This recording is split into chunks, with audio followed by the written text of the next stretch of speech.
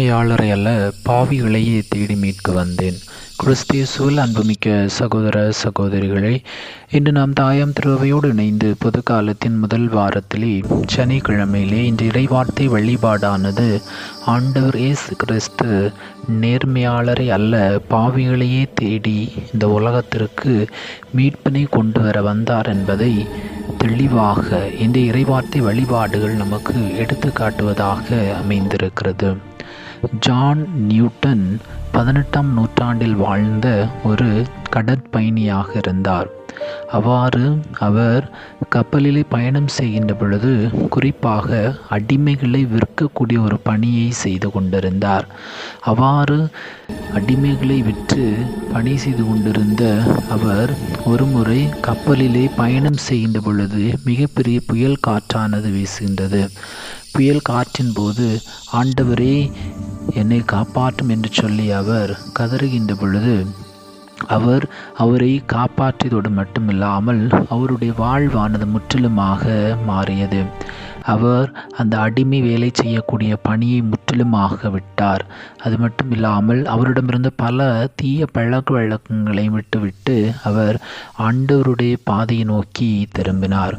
அவர் எழுதிய amazing grace என்கிற அந்த பாடலானது இன்றளவும் மிகவும் புகழ்பெற்ற ஒரு பாடலாக இருக்கிறது.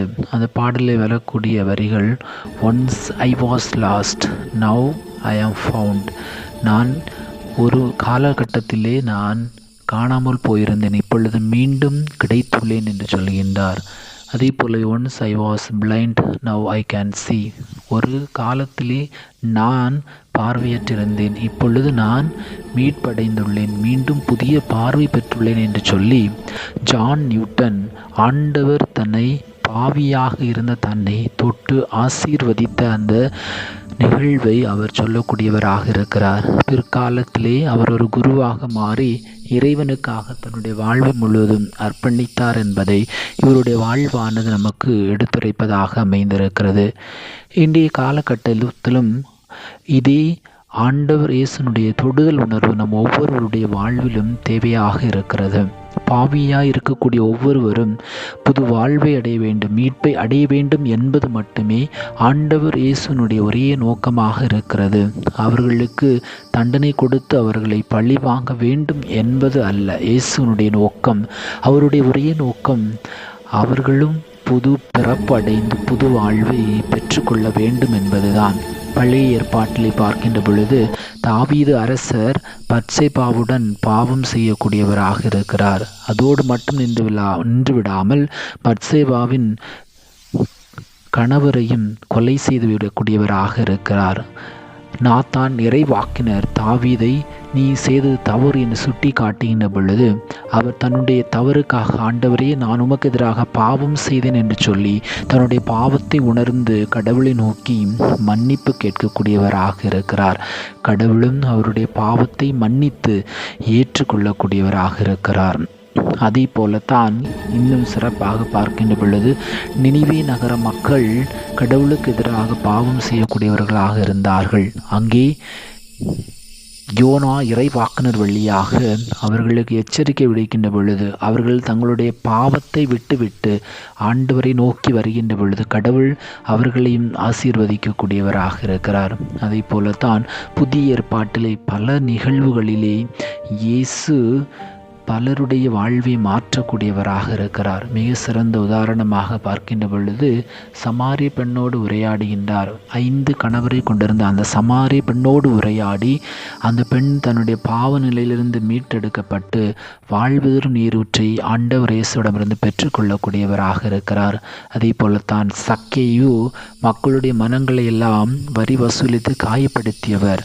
அவரையும் ஆண்டவர் இயேசு தொட்டு இன்று இந்த வீட்டிற்கு மீட்பு உண்டாயிற்று என்று சொல்லி அவர் புதிய வாழ்வை கொடுக்கக்கூடியவராக இருக்கிறார்.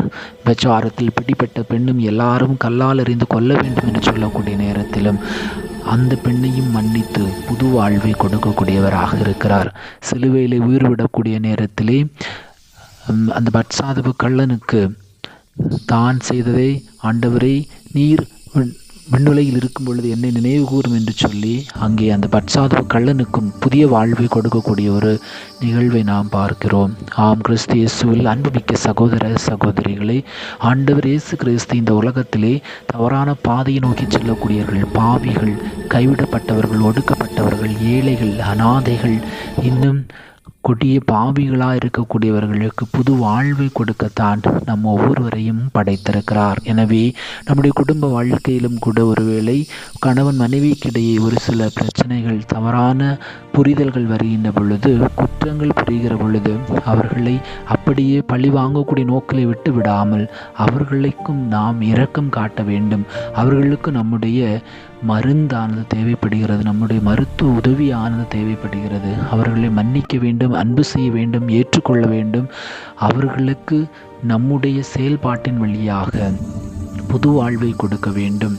எப்படி ஆண்டவர் இயேசு அந்த மனிதர்களுக்கு புதிய வாழ்வை கொடுத்தாரோ அதே போலவே நாமும் நம்முடைய சமுதாயத்திலே பாவிகளாக இருக்கக்கூடியவர்கள், துன்பத்தில் இருக்கக்கூடியவர்கள், ஏழைகள், யாராலும் கவனிக்கப்படாமல் இருக்கக்கூடிய மக்களுக்கு நம்மால் புது வாழ்வை கொடுக்க இயேசு நாம் ஒவ்வொருவருக்கும் அழைப்பு விடுக்கிறார். எனவே நாமும் இந்த சமுதாயத்திலே நோயிட்டு இருக்கக்கூடியவர்களையும் எல்லாரையும் தேடி அவர்களை அன்பு செய்து அவர்களுக்கு புது வாழ்வு கொடுக்க நம்மால் என்ற உதவியை செய்வோம். அவ்வாறு செய்கின்ற பொழுது நாமும் ஆண்டவர் இயேசுவினுடைய பிள்ளைகளாக மாறுவோம். இதற்கு தேவையான அருள் வேண்டி நாம் இறைவன் நோக்கி மன்றாடுவோம். எல்லாமல்ல இறைவன், தந்தை, மகன், தூய ஆவி உங்களை நிறைவாக ஆசீர்வதிப்பாராக.